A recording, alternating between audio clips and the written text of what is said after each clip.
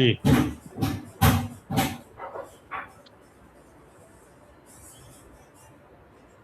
नारायण।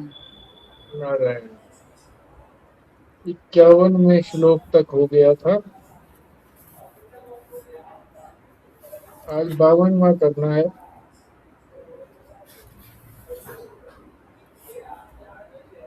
शक्ति की चर्चा चल रही थी।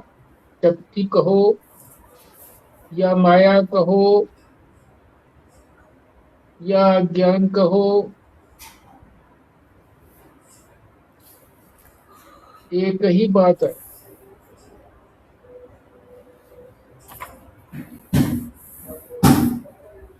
तो उसी संबंध में शंका होती है कि जो शक्ति है वो शक्तिमान से अलग कहते भी हैं उसको, तो ये शक्तिमान से अलग है, और ऐसा समझते भी हैं कि हाँ शक्तिमान से अलग है। ये शंका हुई मन में, ऐसा ही कहते हैं उसको। तो उसी को स्पष्ट कर रहे हैं 52वें श्लोक में। शक्त्याधिके शक्त्याधिक्ये जीवितम चेद वर्धते तत्र वृद्धि कृत न शक्ति किंतु तत्कार्यम युद्ध कृष्यादिकम तथा। अर्थ समझ लेते हैं। यदि कहो कि शक्ति की अधिकता होने पर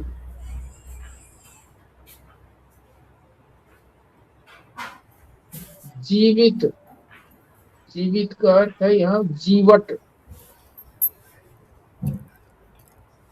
कहते हैं ना ये जीवट वाला व्यक्ति है, बड़ी जान है इसमें, जीवट बढ़ता है। क्या मतलब? शक्ति जब बढ़ जाती है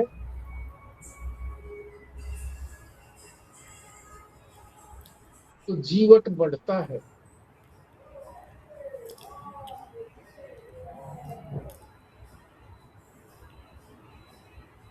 दोनों में अंतर तो है,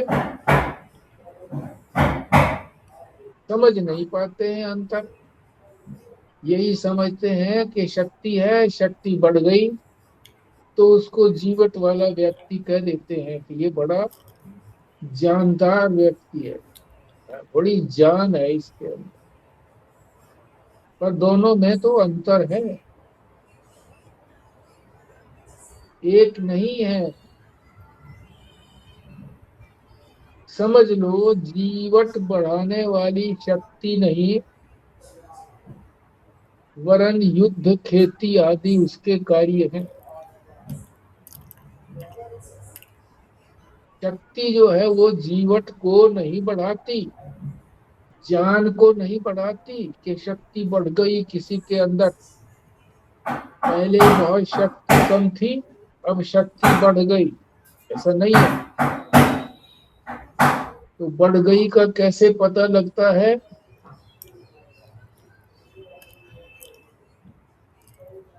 या तो युद्ध आदि में बहुत तीव्रता से युद्ध करता है, या खेती बाड़ी करता है तो खेती बाड़ी में भी बहुत सारे खेत को जोत लेता है। तो ये तो कार्य हुए ना शक्ति के, शक्ति के कार्य हैं। उसी को जो है शक्ति को बढ़ना कह देते हैं, और समझते भी इसी तरह से हैं। पर असलियत क्या है? असलियत ये है कि शक्ति जो है वो शक्तिमान से अलग नहीं होती। इसी को आगे समझाएंगे।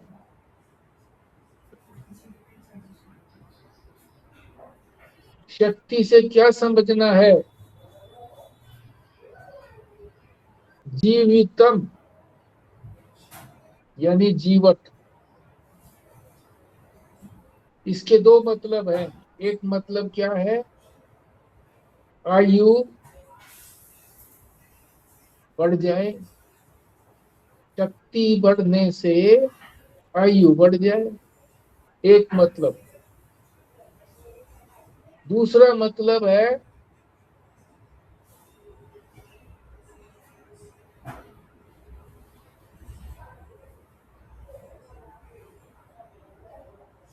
इसी को समझा रहे हैं कि आयु नहीं बढ़ती है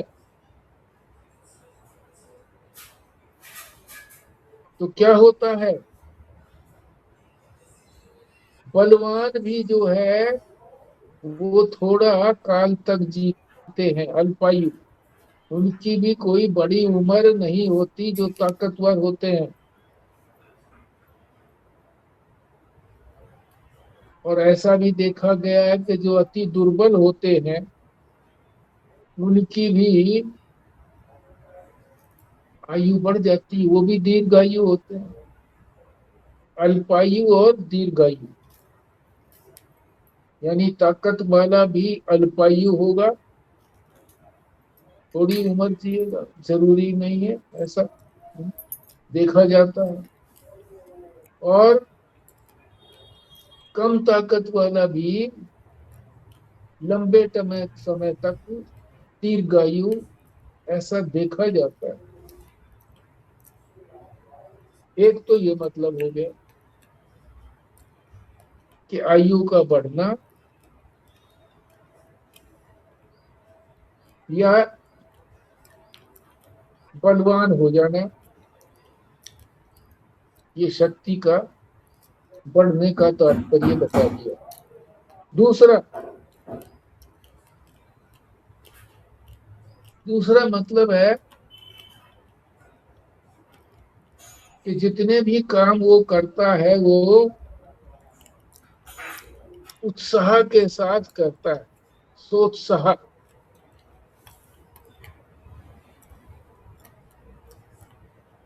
तो कह देते हैं कि उसने बहुत काम किया उत्साह के साथ, इसीलिए उसको कह देते हैं कि उसमें जीवट अधिक है। कार्य को देख करके ही कहते हैं कि उसमें बल अधिक है या बल कम है। किंतु इस अभिप्राय में शक्ति नहीं बल्कि उसका कार्य कहा जाता है। जो अभिव्यक्त हुआ है, कार्य प्रकट हुआ है, वो अलग है। ऐसा प्रतीत होता ऐसा प्रतीत होता है कि शक्ति नहीं बल्कि उसका कार्य जो है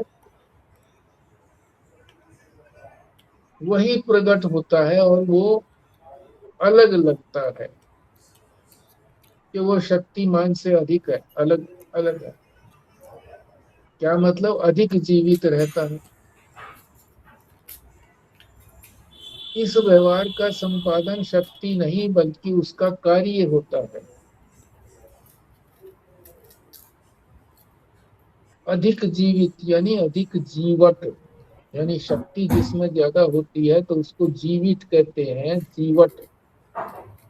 पर ये शक्ति ही के बढ़ने की बात नहीं कही है, बल्कि जो शक्ति से जो कार्य किया जाता है उसका तात्पर्य है।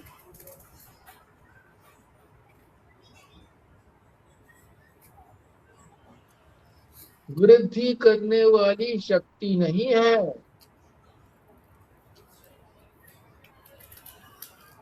परंतु शक्ति का कार्य है। जैसे कार्य बताएंगे, अब दो कार्य बताएंगे उदाहरण के रूप में। एक तो युद्ध,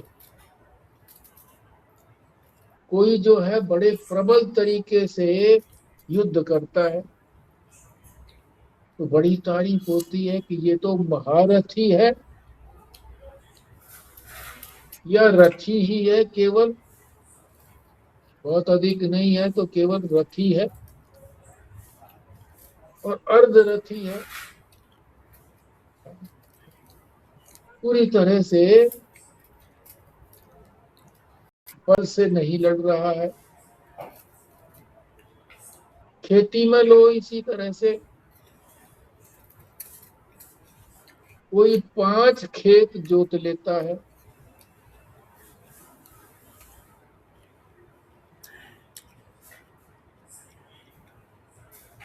तो ये 2 ही अर्थ हैं जीवट के। असली अर्थ यही है, शक्ति नहीं बढ़ती है, शक्ति के जो कार्य हैं वो बढ़े हुए मालूम देते हैं। आयु या कार्य, यदि व्यक्ति का कार्य नहीं देखा जाएगा तो उसके अंदर अधिक शक्ति है, ऐसा कैसे अनुमान करेंगे? कार्य से ही तो अनुमान करते हैं शक्ति का। शक्ति जो है वो कार्यानुमेया कही गई है, पीछे भी आपने समझा था, कार्यानुमेया। जब तक शक्ति का कार्य प्रकट नहीं होता तो शक्ति का पता ही नहीं लगता कि किसी के अंदर शक्ति है।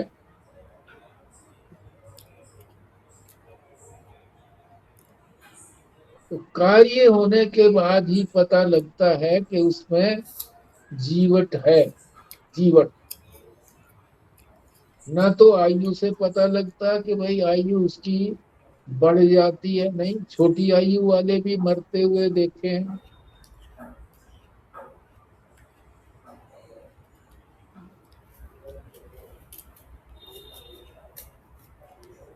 अतः शक्ति को शक्त से दूसरा अलग कहना भी नहीं बनता और समझना भी नहीं बनता।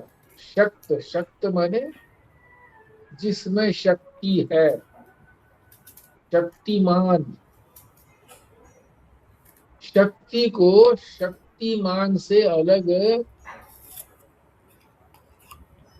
नहीं कह सकते। क्यों नहीं कह सकते? क्योंकि शक्ति जो है वो अपने आप में तो उसका पता ही नहीं लगता कि शक्ति है भी कि नहीं है। उसका जब कार्य होता है, वो प्रकट होता है काम उसका, तब पता लगता है कि वो शक्ति है। इसलिए शक्ति रूप में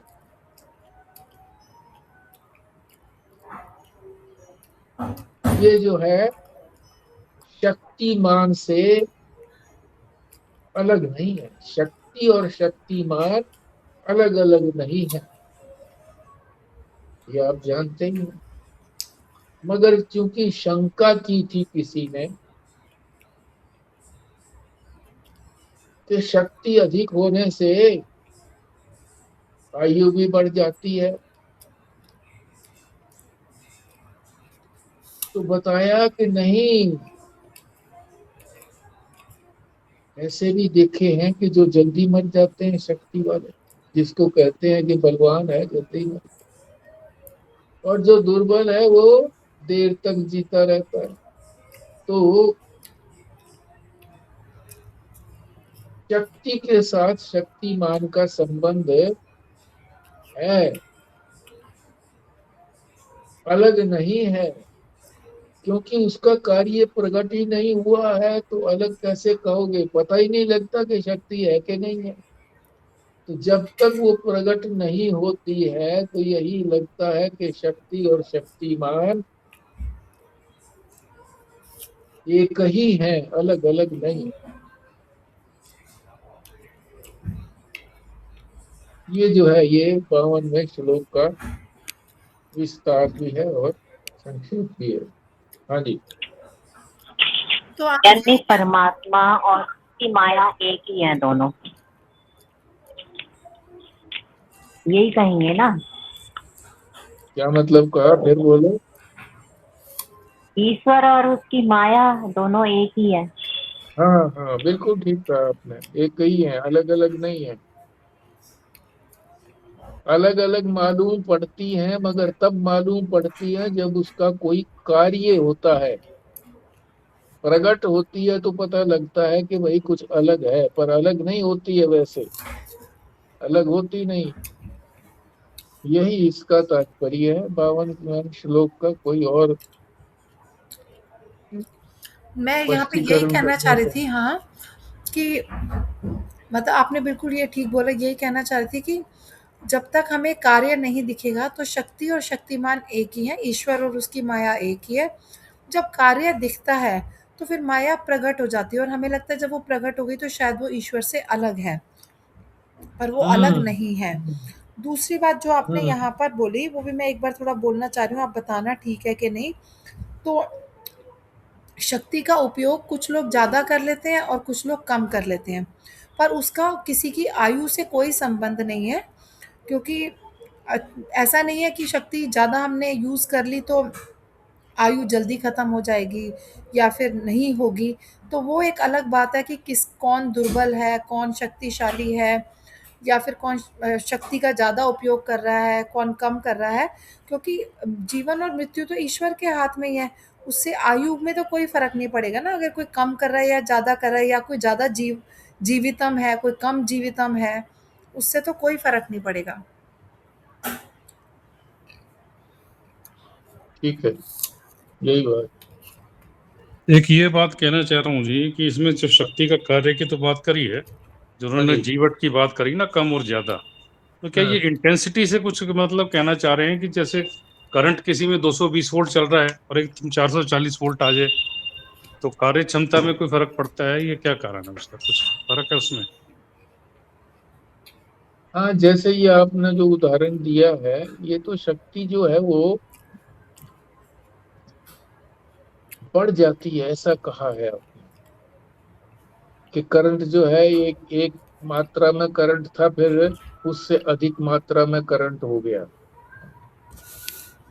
ये उदाहरण यहाँ नहीं जचेगा, क्योंकि ये सोचते हैं हम इस तरह से, मगर क्या वो जो करंट है, जो थोड़ा करंट है और ज्यादा करंट है, वो बिजली से कोई अलग है क्या? नहीं है। और अलग लगता है हमको जब प्रकट होता है, जब जब करंट ज्यादा आता है तो पता लगता है कि हाँ ज्यादा है, मतलब उसका बिजली का कार्य ही तो हुआ ना, कार्य से पता लगता है। जब तक उसका कार्य प्रकट नहीं होता तो उसमें करंट कितना है कितना नहीं है पता ही नहीं लगता ना, वो एक ही है। वो तो उसको जब यूटिलाइज करेंगे, मीटर लगाएंगे उसी हिसाब से कि वो ज्यादा लोड को सहन कर ले, तो ज्यादा करंट आने लगेगा उसके अंदर।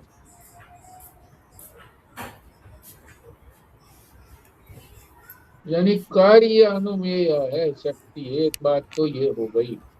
और दूसरी बात ये है कि वो ब्रह्म से अलग नहीं है शक्ति। ये दो बातें इसके अंदर बताई।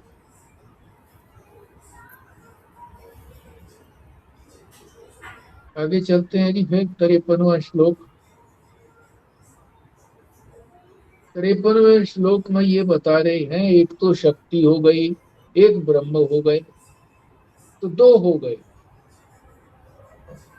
ये बात पीछे भी आई थी, मगर अब अंत रूप से, यानी अंतिम रूप से बता रहे हैं, उपसंहार। उपसंहार का मतलब अब इसका परिणाम बता रहे हैं कि अंतिम परिणाम यही है, अब इसके बाद और कोई चर्चा की बात नहीं है। क्या? कि शक्ति और ब्रह्म ये दो नहीं है, क्योंकि शक्ति उसी की तो है, उससे अलग तो है ही नहीं, तो कैसे कहेंगे कि वो अलग है। बैठा हूं मैं शांत, तो मेरी कोई शक्ति तो प्रकट हुई नहीं। जब मैं हाथ पैर हिलाऊंगा, आंखों से देखूंगा, कानों से सुनूंगा, वाणी से बोलूंगा, तब वो प्रकट होगी। तो शक्ति तो अलग नहीं हुई ना मेरे से, मेरे ही अधिकार में रही, स्वतंत्र भी नहीं रही। मैं जब चाहूं मुंह बंद कर लूं तो वाणी नहीं बोलेगी, मुख से नहीं बोल आवाज आएगी। मैं जब चाहूं, जब पैरों से चलना बंद कर दूं, बैठ जाऊं। मैं जब चाहूं, जब आंख बंद कर लूं, देखना बंद हो जाए। कानों को बंद कर लूं तो कान से सुनना बंद हो जाए। ठीक।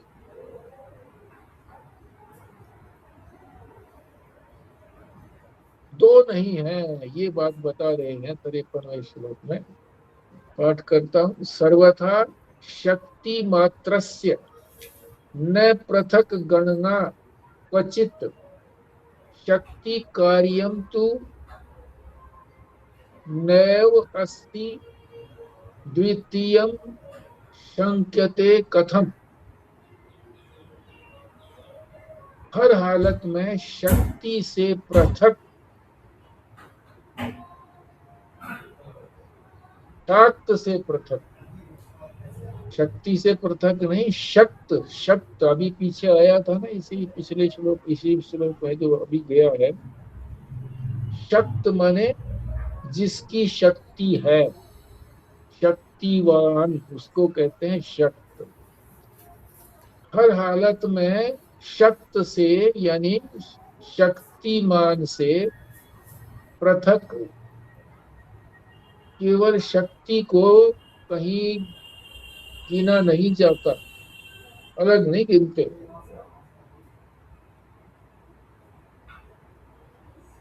सृष्टि से पूर्व शक्ति का तो कार्य है नहीं, जब तक सृष्टि नहीं बनी है तो सृष्टि का कार्य कहां से आएगा। सृष्टि भी तो माया ही है, माया से बनी हुई है सृष्टि। तो माया का कार्य प्रकट ही नहीं हुआ है, सृष्टि बनी ही नहीं है।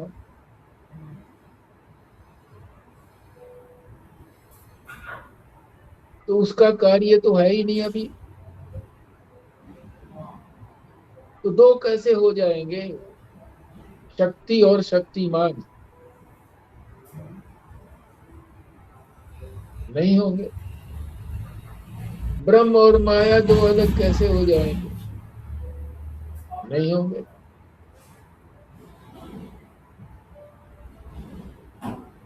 इसी को बता रहे हैं इसमें 53वें श्लोक में। समझते हैं विस्तार से। केवल शक्ति बिना किसी कार्य को देखे हुए, अभी कार्य तो देखा ही नहीं क्योंकि सृष्टि बनी ही नहीं है। कोई भी अलग से नहीं गिनता, अलग कैसे गिनेंगे उसको? अभी तो शक्ति ही शक्तिमान के अंदर ही है, तो अलग कैसे गिनेंगे? तो बात तो यहाँ पर वही हो रही है सृष्टि के बनने से पहले, कि वो अकेला था, अद्वितीय। उसी बात की यहाँ सिद्धि हो रही है।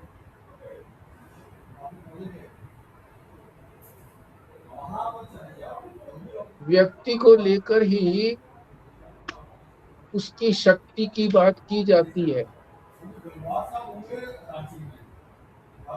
केवल शक्ति शब्द कहने से कुछ भी समझ में नहीं आएगा। मान लीजिए मैं कह दूं शक्ति, तो आप कहोगे कि शक्ति का क्या मतलब है? जब ये कहेंगे कि मेरी शक्ति, किसी को जोड़ेंगे उसके साथ, तभी तो शक्ति कहलाएगी, तभी तो शक्ति का अर्थ प्रकट होगा। मेरी शक्ति या तेरी शक्ति, कुछ भी कहो, मतलब है कुछ न कुछ उसके साथ व्यक्ति जुड़ना चाहिए। व्यक्ति जुड़ेगा तभी उसकी शक्ति का अर्थ भी पता लगेगा। तो ये शक्ति किसकी है? तो शक्ति तो अकेले रह नहीं सकती बिना सहारे के। तो असली सहारा तो उसका क्या है? ब्रह्म है। और वही शक्ति जो है हमको भी ब्रह्म ने दी हुई है, तो वो हमारी शक्ति हो गई। तो हमारे से अलग नहीं है शक्ति। व्यक्ति को छोड़कर केवल शक्ति की बात नहीं की जाती। बिना कार्य को देखे हुए पता ही नहीं लग सकता कि ज्यादा या कम शक्ति वाला है। इसलिए बड़ाई हमेशा उस व्यक्ति की ही होती है जिसने कार्य किया। अब आप कहोगे जी ज्यादा या कम शक्ति वाला है, ये शब्द तो कह दिया यहाँ पर। इसका तो निराकरण पिछले श्लोक में कर ही दिया था कि शक्ति ज्यादा और कम नहीं होती है।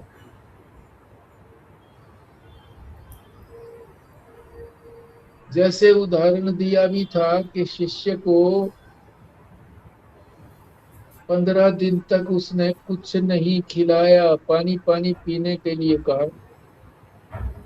15 दिन के बाद कहा कि तू अब मंत्र बोल। तो बोला गुरुजी मुझे तो एक भी मंत्र याद नहीं है, क्योंकि खाना ही नहीं खाया है।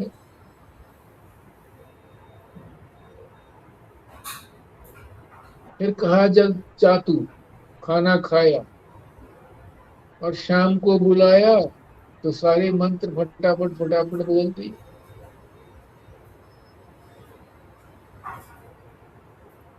तो शक्ति जो थी वो तुरंत ही आ गई ना, कोई दूर थोड़ा ही गई थी।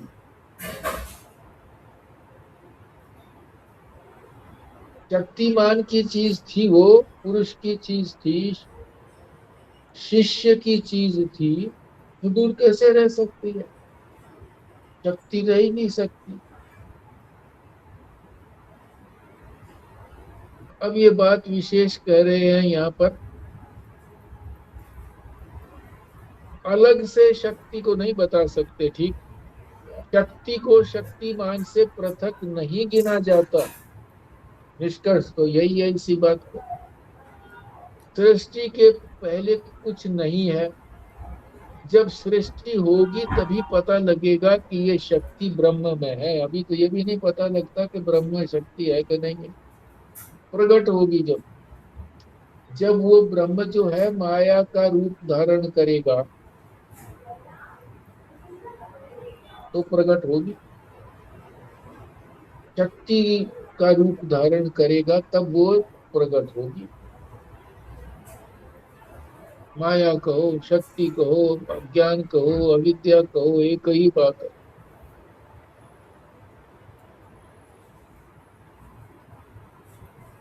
सृष्टि के पहले कुछ नहीं, जब सृष्टि होगी तभी पता लगेगा कि ये शक्ति ब्रह्म में है। जैसे मोक्ष काल में शक्ति की प्रतीति नहीं है।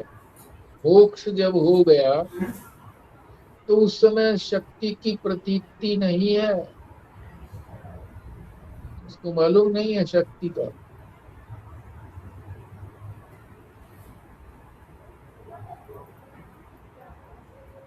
वैसे ही सृष्टि से पहले माया की प्रतीति भी नहीं है। शक्ति अलग से गिन नहीं सकते और शक्ति का कार्य उस काल में है नहीं।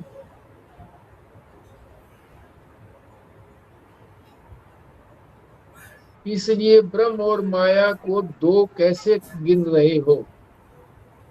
ब्रह्म और माया कहो या ब्रह्म और शक्ति कहो, ये दोनों दो कैसे हो गए? नहीं हो गए।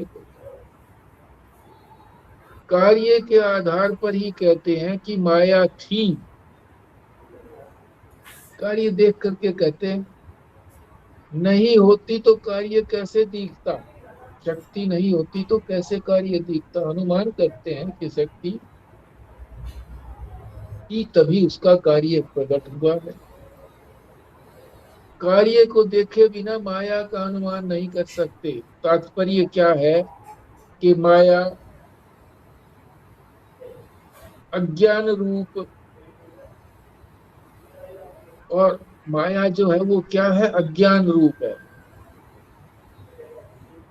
और ब्रह्म जो है वो ज्ञान रूप है। ब्रह्म का ज्ञान कभी खत्म नहीं होता,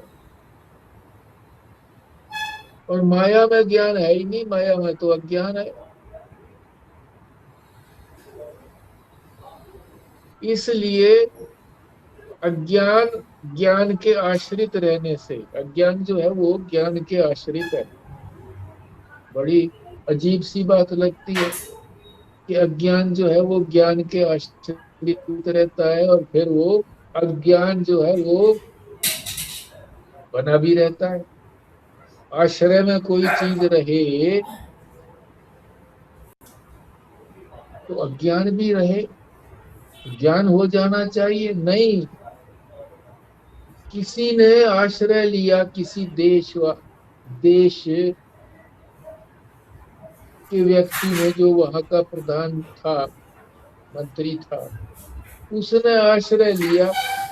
जैसे बांग्लादेश की प्रधानमंत्री थी, वो हमारे यहाँ आश्रय लिया हिंदुस्तान में।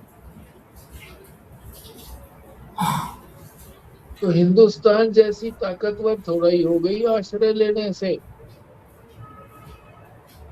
आश्रय मिल गया बस। अज्ञान जो है वो ज्ञान के आश्रय रहता है। ठीक से समझाओ जी। देखो, अज्ञान को भी तो ज्ञान जानता है कि मेरे को अज्ञान है।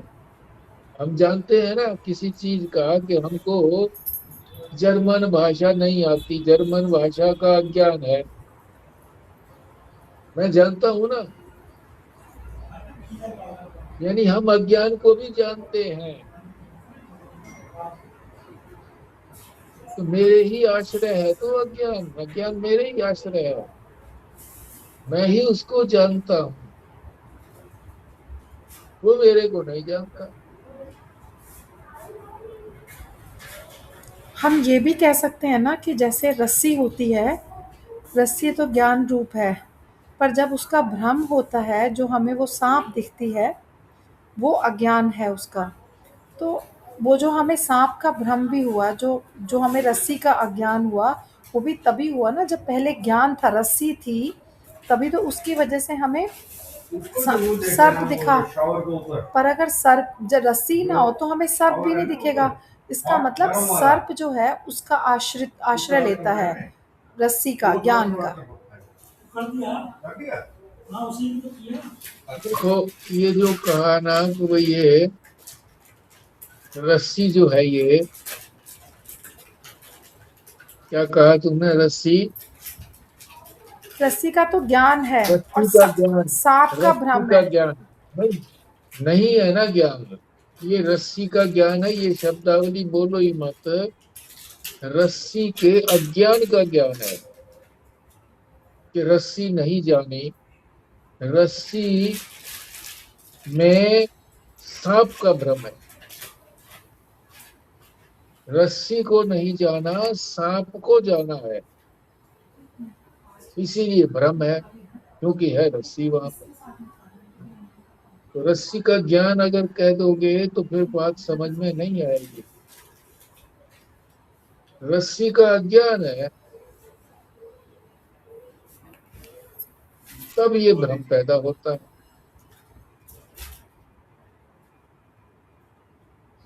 आगे समझो। जब तक पैदा नहीं होगी शक्ति, तब तक हमेशा रहेगी ऐसा अनुमान नहीं कर सकते। तो पैदा ही नहीं हुई तो कैसे सोचोगे कि वो हमेशा रहेगी? और हमेशा तो रहने वाली होती भी नहीं है। जब शक्तिमान मान लीजिए नहीं रहा, मनुष्य की बात है, तो शक्ति कहाँ रहेगी उसकी? तो भी उसके साथ ही चली जाती। हाँ, ब्रह्म में ऐसी बात नहीं है, क्योंकि ब्रह्म जो है वो तो रहता ही है हमेशा, तो उसकी शक्ति उसमें हमेशा ही रहती है, अलग नहीं रहती है, उसी के अंदर ही रहती है, यानी उससे अलग नहीं है। उसको अलग समझ ही नहीं सकते। जब प्रकट होगी तब पता लगेगा कि वो ब्रह्म से अलग है। पैदा करे तभी कह सकते हो कि उसकी पैदा करने की शक्ति थी। कोई चीज पैदा करी शक्ति, तो ही तो कहोगे कि भाई हाँ पैदा किया उसने, शक्ति थी। मोक्ष अवस्था में कुछ पैदा होता नहीं है। अब ये मोक्ष की बात कही थी ना पहले, अभी स्पष्ट, अब स्पष्ट होगी, है उस समय स्पष्ट नहीं किया। मोक्ष अवस्था में कुछ पैदा होता नहीं है, कोई पैदा थोड़ी होता है मोक्ष अवस्था में। मोक्ष हो गया तो मोक्ष हो गया, अब पैदा होना ही खत्म हो गया। अब ना उसका पैदा होना होता है, और उसकी दृष्टि में कोई और पैदा हुआ ही नहीं है। सभी अनुत्पन्न है। मोक्ष अवस्था में कुछ पैदा होता नहीं, इसलिए शक्ति भी वहां नहीं है। पर वादी ये सिद्ध करना चाहता है कि ब्रह्म और माया दो हैं। दो हैं, इसलिए अद्वितीय स्थिति मोक्ष असंभव है। मोक्ष के अंदर तो अद्वितीय होता है ना, दूसरा कोई होता ही नहीं है, वही होता है ब्रह्म। तो ये वादी जो है, जो शंका कर रहा है, वो यही कहता है कि ब्रह्म और माया दो हैं, इसलिए मोक्ष संभव ही नहीं है। दो के होते मोक्ष कैसे होगा? जब तक ये अद्वितीय नहीं होगा तब तक मोक्ष होगा ही नहीं। ये 53वें श्लोक का विस्तार हो गया। जो प्रारंभ में इन्होंने प्रतिज्ञा की थी कि शक्ति जो है वो ब्रह्म से अलग नहीं होती, इसलिए वो दो नहीं है, ब्रह्म और शक्ति दो नहीं है। पर वादी कहता है नहीं, दो हैं। दो हैं तो इसलिए मोक्ष होगा नहीं, क्योंकि मोक्ष की स्थिति में तो अद्वितीय होता है सब कुछ, कुछ नहीं होता, बस एकमात्र ब्रह्म ही होता है अद्वितीय।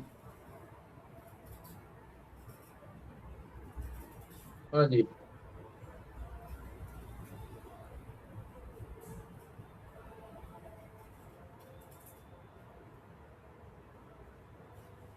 तो ठीक है, आगे 54वां चलते हैं। 54 में ये कहा है कि माया या शक्ति, माया कहो या शक्ति कहो, ब्रह्म के एक देश में रहती है या सारे देश में रहती है। यानी ब्रह्म देश का मतलब है सारे ब्रह्म में रहती है वो माया, या किसी एक कोने में रहती है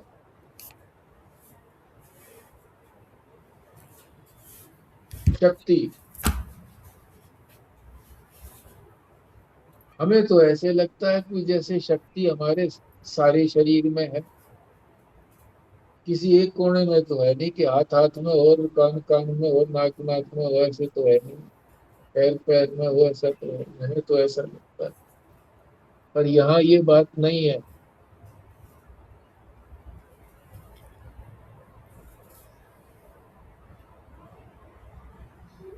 कह रहे हैं कि पैर देश में ही रहती है।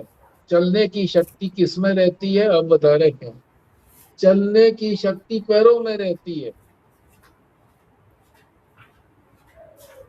पैर देश में है, देश, पैर देश, देश का होना मतलब उसका स्थान, पैर स्थान है, उसमें रहती है। कान में तो नहीं रहती ना शक्ति।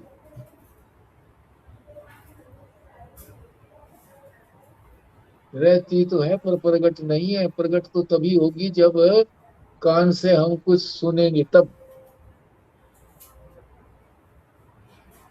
तो कह रहे हैं कि माया या शक्ति ब्रह्म के एक देश में रहती है। इसी तरह से जैसे पैरों की शक्ति पैर में ही रहती है, बोलने की शक्ति वाणी में ही रहती है, इसी तरीके से माया जो है वो ब्रह्म के एक देश में रहती है, एक स्थान में रहती है, सारे ब्रह्म में नहीं रहती।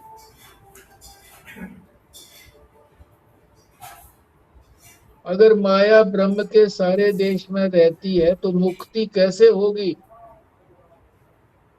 जिसको ज्ञान होगा उसकी मुक्ति हुई, तो वह ब्रह्म भाव को प्राप्त हो गया। यदि कहो कि ब्रह्म के एक देश में माया है, तो ब्रह्म जो है वो देश भेद वाला हुआ, यानी परिच्छिन्न हो गया। एक देश में रहने पर परिच्छिन्नता की प्राप्ति हो जाती है, सारे देश में रहने पर मोक्ष असंभव होता है। ये दोनों बातें बता दी कि अगर वो सारे देश में रहती है, मतलब सारे ब्रह्म में रहती है, तो कुछ स्थान उसने घेर लिया ना, कुछ क्या सारा स्थान ही उसने घेर लिया, तो ब्रह्म तो परिच्छिन्न हो गया, छोटा ही हो गया, बचा ही कुछ नहीं। और अगर ये कहो कि उसमें सारे ब्रह्म में नहीं रहती, ब्रह्म के कुछ जगह में रहती है,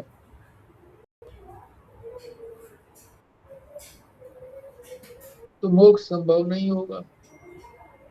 मोक्ष तो तभी होता है ना जब एकमात्र ब्रह्म ही हो, तभी मोक्ष होगा। तो इसलिए मोक्ष भी संभव नहीं है और ब्रह्म भी परिच्छिन्न नहीं है। ब्रह्म भी परिच्छिन्न हो जाएगा अगर सारे देश में रखा गया उसको, कि सारे ब्रह्म में है, तो ब्रह्म परिच्छिन्न हो गया। और अगर एक स्थान पे कहो कि ब्रह्म के एक स्थान में है, तो फिर जो है वो मोक्ष भी संभव नहीं है। अब इसी का समाधान इसमें 54वें श्लोक में बता रही हूँ, पाठ करता हूँ। नकृत्सन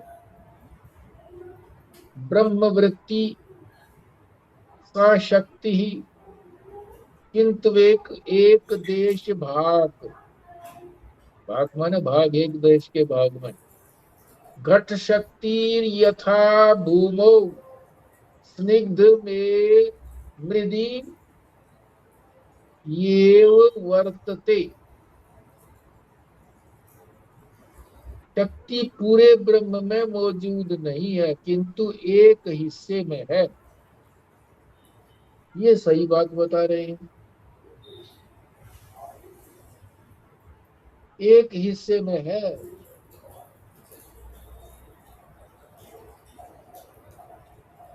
कैसे है एक हिस्से में? जैसे घड़ा बनाने की शक्ति सारी मिट्टी में नहीं है।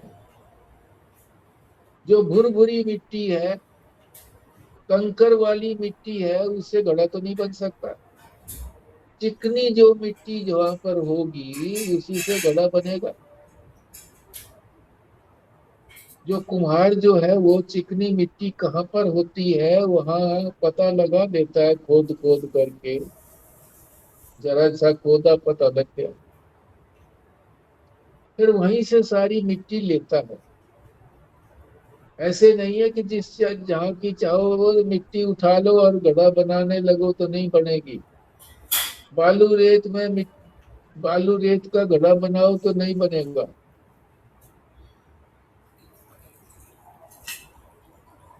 तो जो शक्ति जो है वो चिकनी मिट्टी में है, वो शक्ति सारे उसमें नहीं है, सारी मिट्टी में नहीं है। इसी तरह से ब्रह्म के सारे देश में शक्ति नहीं है, किसी एक देश में शक्ति है, माया। माया सारे देश में नहीं रहती, किसी एक में रहती है। अब ये दो मत बताएंगे इसमें। एक आचार्य कहते हैं कृत्सन ब्रह्म वृत्ति। कृत्सन का मतलब है पूर्ण, पूर्ण ब्रह्म को विषय करने वाली वृत्ति मानी है, अर्थात समूचे ब्रह्म में माया है, ऐसा कुछ आचार्यों ने कहा है। और वो ये कहते हैं कि जब तक सबका मोक्ष नहीं हो जाता तब तक मुक्त का ईश्वर भाव ही रहता है, तब तक वो माया में ही रहता है। ईश्वर भाव का मतलब माया वाला ईश्वर। सर्व मुक्ति होने पर ही शुद्ध भाव होता है।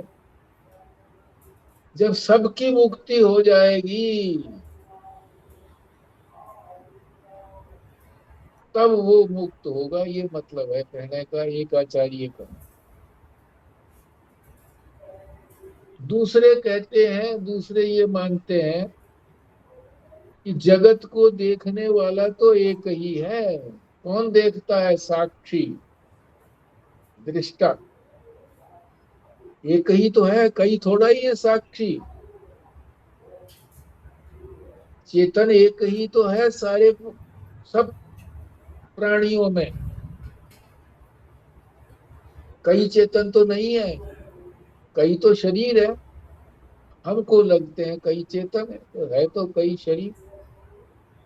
आत्मा तो एक ही है, चेतन तो एक ही है, सब में एक ही चेतन है, एक ही आत्मा है। हमको लगता है सब में अलग अलग आत्मा है, पर चेतन तो आत्मा तो एक ही है।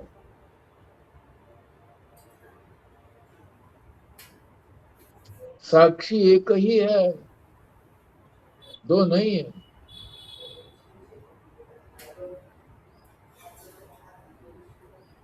तो जो साक्षी हो गया वो मुक्त हो गया, बात खत्म हो गई।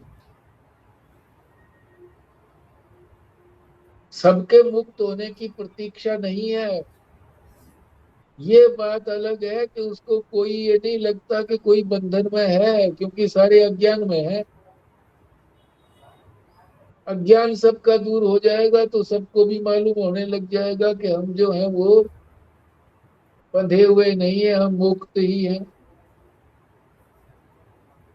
तो यहाँ यही कह रहे हैं कि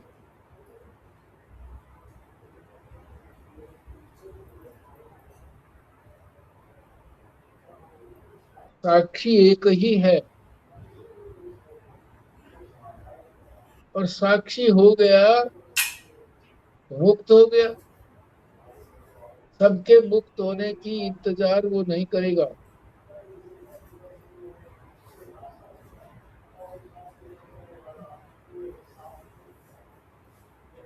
अब यहाँ ये कल्पना वल्पना की बात आ रही है, इसको छोड़ो।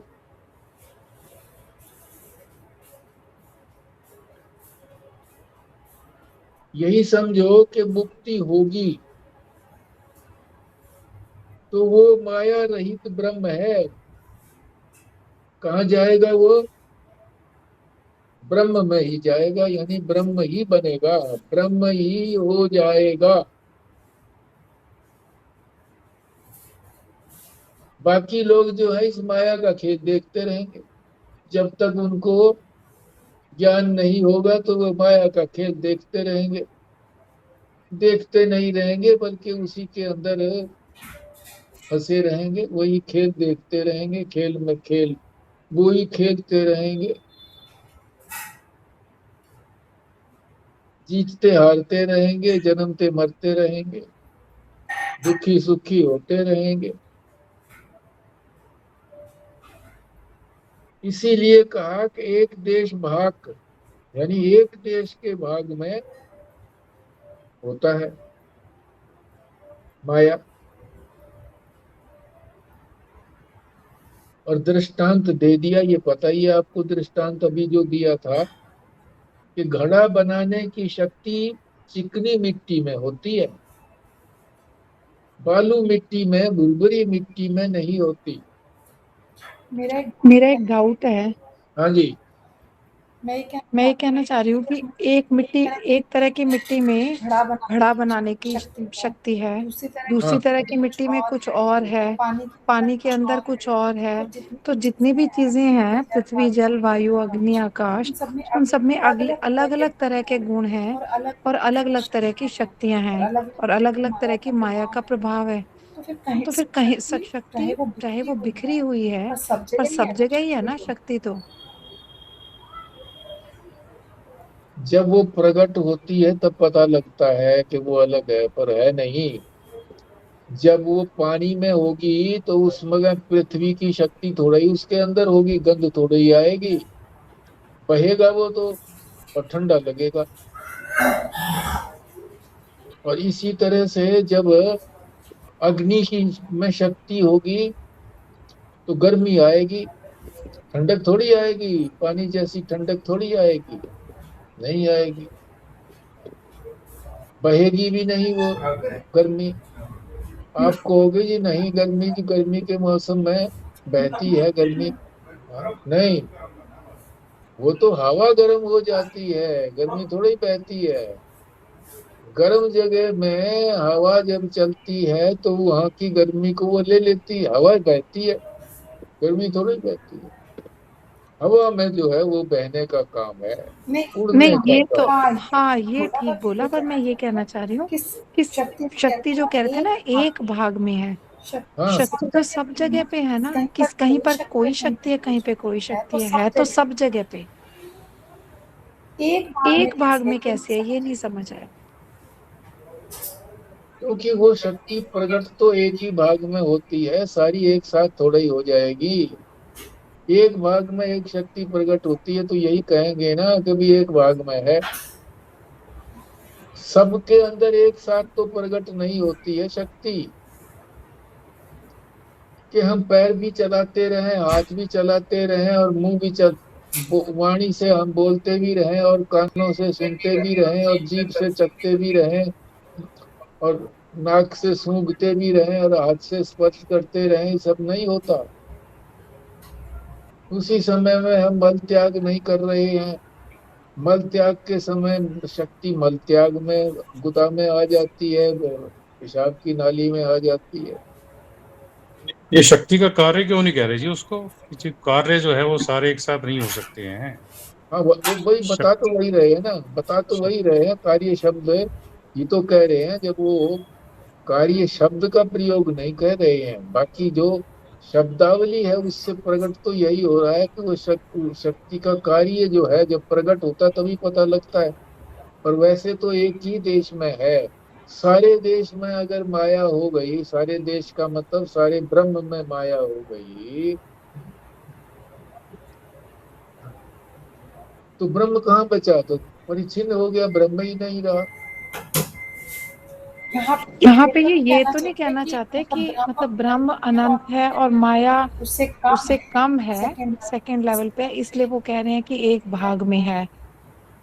हाँ, कम तो है ही है, मगर ऐसा भी कहा है कई जगह पुराणों के अंदर कि एक 10वें हिस्से के अंदर है माया, 10वें हिस्से के अंदर है ब्रह्म के 10वें हिस्से में। ऐसे भी ये वाली बात तो ठीक है, ये तो ठीक लग रही है इस तरीके से कि नेचुरली वो उसके अंडर है तो फिर वो कमी होगी ना, उससे उतनी अनंत तो नहीं होगी। हाँ, हाँ, अवच्छिन्न का क्या मतलब होता है जी? है परिच्छिन्न।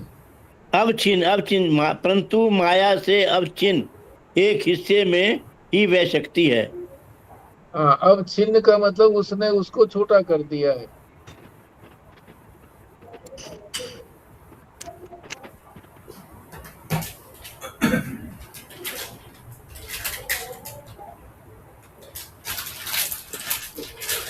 ठीक है, हम ये अगला 55वां भी कर लेते हैं, छोटा सा है, देखो। प्रश्न क्या किया है कि देश शून्य ब्रह्म में देश क्यों नहीं, देश की कल्पना क्यों कर रही हो? ब्रह्म के अंदर तो कोई देश है नहीं। तो क्यों कल्पना कर रहे हो कि ब्रह्म में देश है? यही क्यों नहीं मान लेते कि पूर्ण ब्रह्म वृत्ति है, कि पूर्ण ब्रह्म ही है? ये कल्पना क्यों करते हो कि उसके अंदर भी कोई देश होता है? ऐसा मान लोगे तो फिर ईश्वर भाव को प्राप्त होना ही मोक्ष माना जाएगा, कि माया के रहते हुए ही मोक्ष हो गया। माया के रहते हुए मोक्ष होता नहीं है। तो कह रहे हैं, इसका उत्तर दे रहे हैं कि ये हमारी कल्पना नहीं है, श्रुति ने इसी प्रकार की कल्पना की है, श्रुति ने कल्पना करी है। पाठ करता हूं मैं। पादो अस्य सर्वभूतानि त्रिपादस्ति स्वयं प्रभ इत्येक देश वृत्ति त्वं मायया वदति श्रुति। सारे भूत सद ब्रह्म का एक पाद है, चौथाई है। सारे भूत, तो सारे भूत तो वही हो गए ना जो माया का कार्य है, वो सारे के सारे एक चौथाई में है। यहाँ चौथाई कह दिया, एक जगह 10वां कहा था, कहीं किसी जगह पे। इसके 3 पाद जो है, 3/4 भाग जो है, वो स्वप्रकाश मात्र है। वो ब्रह्म है, स्वप्रकाश है, उसमें किसी अन्य प्रकाश की जरूरत नहीं।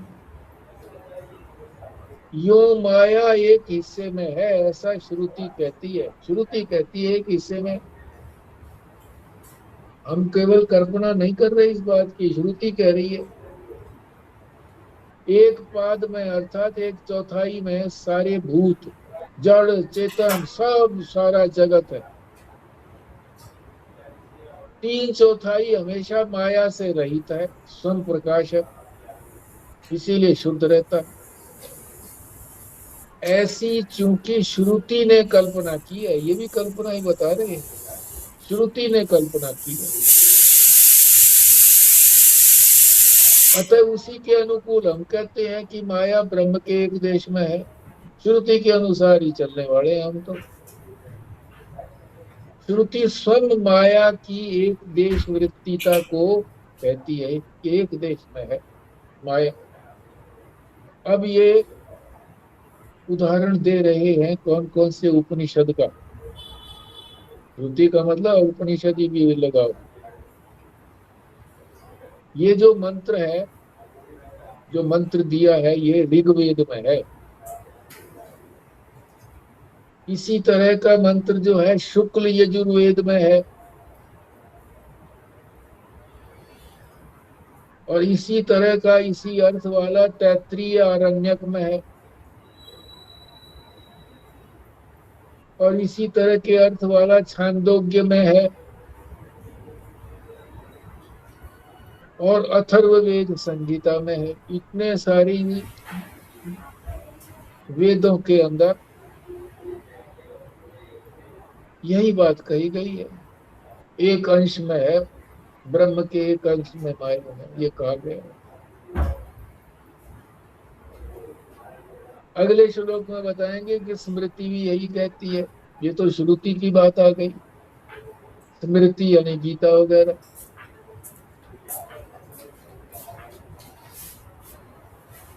अब यहाँ जो 2 शब्द आए हैं इसको भी समझ लो। आरण्यक, तैत्तिरीय आरण्यक क्यों कहा इसको? आरण्यक का क्या मतलब है समझ लो। आरण्य का मतलब होता है वन, अरण्य वन, जंगल। तो जो जंगल में, जो वन के अंदर अध्ययन किया जाने वाला ग्रंथ है, गंभीर ग्रंथ है, उसको आरण्यक बोलते हैं। दूसरा शब्द आया है अथर्ववेद संहिता। संहिता किसको कहते हैं?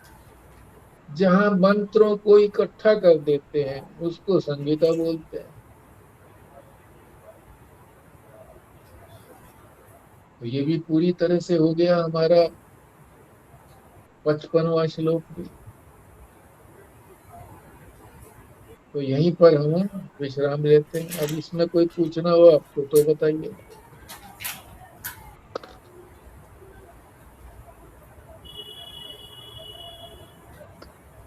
यहाँ तो श्रुति की बात बताइए बस, ये श्रुति ये उपनिषद के अंदर चारों वेदों के अंदर बता दिया।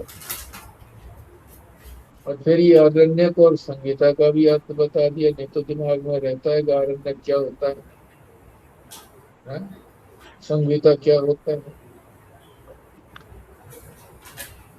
अब आपको याद रहेगा तो अलग बात है, नहीं रहेगा तो अलग बात है। ठीक है जी, पूर्णाहुति करिए।